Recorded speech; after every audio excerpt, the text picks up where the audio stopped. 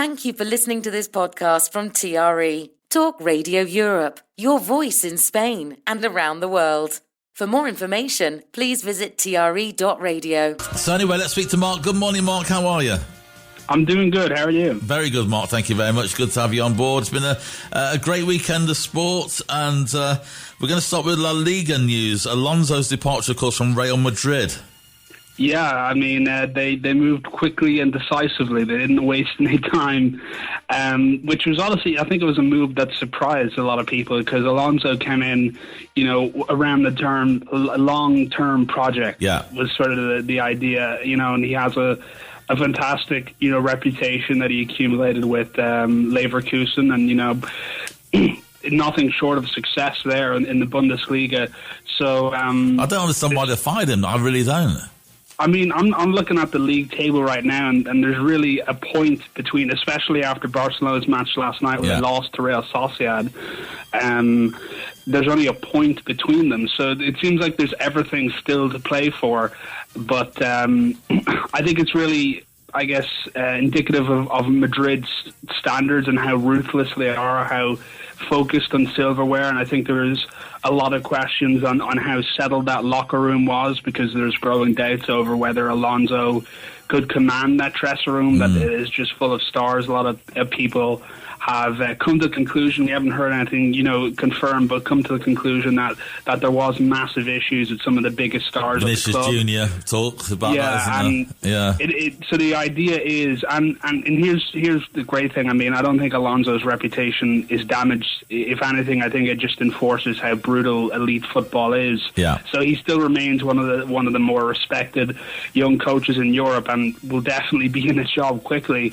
But this just isn't about Alonso. I think it's more about Real Madrid's identity and the hierarchy at the club, and it's in this kind of weird transition phase which we haven't really seen in Real Madrid in a very long time, where it's trying to balance these legacy names with a new generation, and patience is just very thin right now. So we'll just have to see how it plays out. You can imagine that Carlos Ancelotti, the previous manager, probably would have been maybe better at. Well, he seemed to have the changing room, and he seemed to have the team behind him over a long period of time. Very experienced manager. So, it'd be interesting to see. I think Alonso could do well in the Premier League. We'll see if he comes or not and where he goes. But that would be an interesting one. And I did actually think, would Alonso go to Manchester United with his Liverpool connections? That is the big job open right now. It depends how much of a challenge he wants. Maybe he wants to go to another top 5 league and regain that most promising coach kind of title that he had leaving Leverkusen. Who knows what he wants to do, but I think certainly a lot of Man United fans, although there's a bit of a Carrick kind of hyperdrive machine going on now, I think a lot of them would welcome Alonso. I think Carrick, even though he may have a great end of the season, but I just still think maybe there's room to get somebody in who's can build from that, maybe what he built this year. Yeah, so we shall see. But again, if he wins loads of matches and gets in the top 4, then maybe they'll give him a chance next year as well, Carrick at Man United. We'll probably get onto that in a moment. But so as you said, Barcelona dropping points last night, Real Madrid getting a win as well. So that means it's all to play for in La Liga. Moving on to Conor Gallagher's transfer from Atletico Madrid to Spurs. Spurs need all the help they can get right now. Oh, you there, Mark? I actually read a report today that the BBC published that even some executives, one executive, and they didn't name, but they said specifically one executive is very keen to move on from Thomas Frank in the Tottenham hierarchy.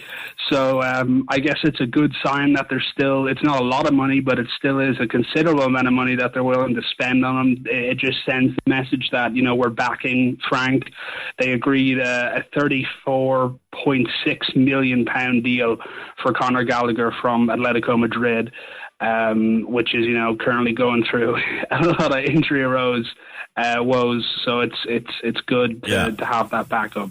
Absolutely. There was talk. I was speaking to some Spurs fans over the weekend, and they were saying, that we spent a lot of money on the stadium, and that's at the cost of the team.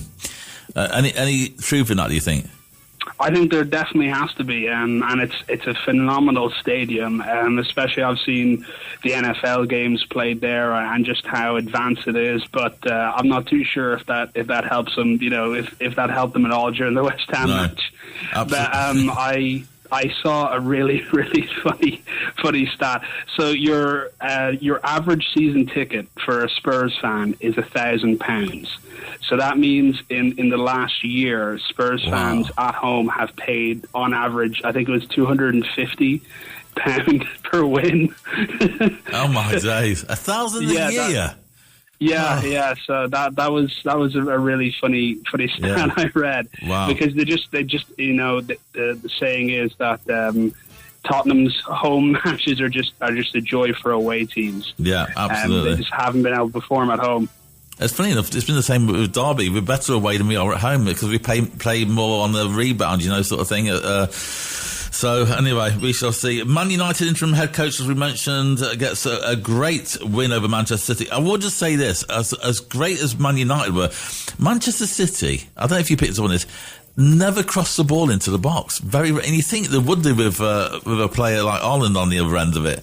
But there's no... I watched it. I thought there's no... My friend did exactly the same. He said the same to me. Man City never crossed the ball. And they just seem to be really struggling at the moment. I know they're trying... I'm not sure if it's complete, the signing of Gay from Palace to City, but they do need some defence backup, don't they? I think that deal has went through. I saw confirmations. It's possibly £20 million with Adams that come up to £30 million that they've agreed with Palace. But no, it was weird because I definitely, all the pundits, I remember listening to Gary Neville and he was saying, this is the best match we've seen in absolutely years from Man United. But it is true that City massively underperformed as well. And one of my favourite conspiracy theories on this is Pep deliberately underplayed his team. He made sure they didn't play as well so that Man United would appoint Michael Carrick as permanent manager to try, I guess, unsettle them. But it was certainly a massive turnaround for Man United. They want stability, which is something that Carrick brought. He's trusted by hierarchy. He's respected by the players. He was an idol for many of those academy players who are in the team now growing up. So, and his approach has been kind of, I guess, praised for its clarity and calmness, which is very much how he played as a player as well. Yeah. But it's very much a high risk, high trust appointment, I think. But it is just for the 4 months that has been the key thing. That, listen, this is just for the 16 more games now to go. It's something that they just see. We want someone to come in, steady the ship, so it's ready to pass over when the new manager, whoever he is, I imagine he's going to be announced at the end of the season. Whoever they are, it's just going to be a handoff from Carrick. But it was definitely a statement win. United were so much more sharper, more aggressive. It could have been 5-6-0 if those tiny offsides and woodwork shots were actually counted. But one thing that I noticed is they're definitely more tactically disciplined. It was a performance that many United fans have absolutely been begging out of a Man United side for the last 14 months. But City still, they did well in some points, but there was just a lot of worrying points in the game for them, and they just lacked that incision. But United delivered it when it mattered most, and that was the game changer. And it's interesting because all kind of three title contender teams this week all dropped points. So it was a very interesting weekend. We talk about Arsenal. They had a draw with Forest, and in a week where Aston Villa and Man City both lost, it was kind of like, this is your chance to sort of cut yourself a good lead, and they just couldn't. It was such a cagey, intense match between the two of them, and Forest were so organised. I think they're very happy with the point, but Arsenal just has to be so frustrated. Okay, let's talk about Chelsea-Brentford. Yeah, it was a comfortable and controlled game from Chelsea. This is, I think, their first win in 5 in the Premier League. Yeah, new manager, of course, former Derby guy. Let's mention that again. It was a quiet momentum building match. Brentford for once, didn't really offer too much threat once Chelsea went ahead. So I think Chelsea fans can be pretty happy with that. And I guess as far as Brentford fans go and being frustrated, another frustrating match was Liverpool-Burnley. I was going to say a bit of a shock, really, Liverpool, but yeah, it was a very frustrating afternoon because there was, I guess you could call it dominance, but it was just without ruthlessness. Yeah.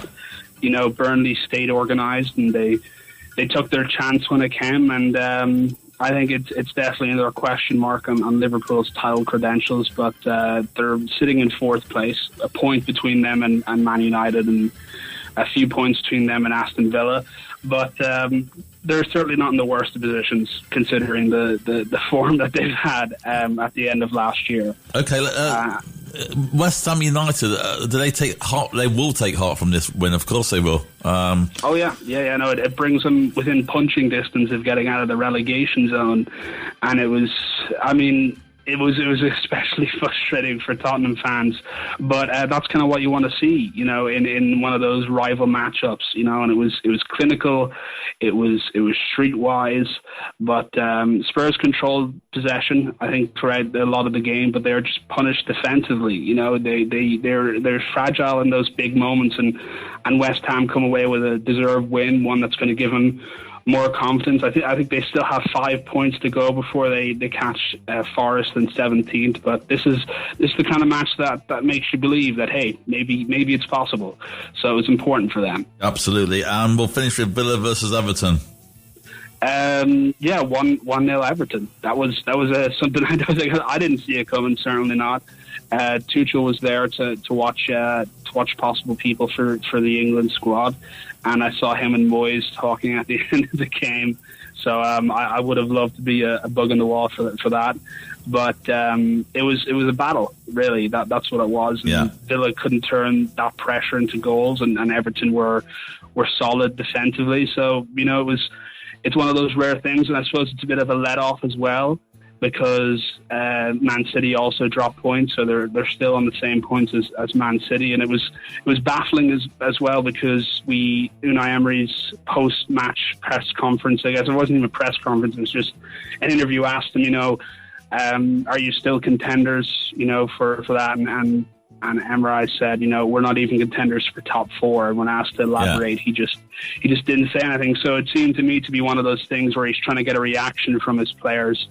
And before we move on, I did have to talk about the Sunderland Crystal Palace match, because, of course, Oliver Glasner came out earlier this week and said, and I quote, you know, he feels completely abandoned completely is the quote, by the club's hierarchy. So there was a meeting, I think 20 hours ago, was really the meeting that Steve Parish had with the other Crystal Palace hierarchy, saying, you know, do we want to sack him or do we want to keep him?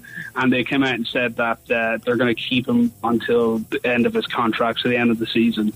And still, it wasn't a great result. It was a huge win for Sunderland. It was 2-1 to Sunderland, but it was still important to sort of I guess the Crystal Palace fans are going to be pretty happy that the guy who delivered them 2 trophies is staying, but I don't think he's going to get a contract extension. I think end of this season. He doesn't want one, does he? I think he wants to move on, so he's happy to move on. He feels like he's been dealt a bad hand, which you probably could agree with. That, you know, losing some of the best players around, the Eze thing with Arsenal last summer. 2 massive players sold, so it hasn't been easy. He said some very interesting stuff. Along the stuff is he said he's never really came across that in his life, where, you know, you just sell your best players. Yeah. And so I guess it's a different kind of, that's something that's very common in the Premier League. You know, teams like Brighton, Brentford, Wolves, and Palace, they all sell their best players, and then they get potential prospects back in. But he's going to do very well. He's going to go to a big team. So Yeah, I don't think he'll have any regret. Unfortunately, we're out of time, because I want to cover this news story that we're looking at this morning here in Spain as well before the end of the show. So we will leave it there if that's okay with you, and we'll pick up some more NFL maybe next week from you as well. And Mark, as always, thank you very much, my friend. Have a lovely, lovely week and enjoy your football. Thank you very much. You've been listening to a TRE production.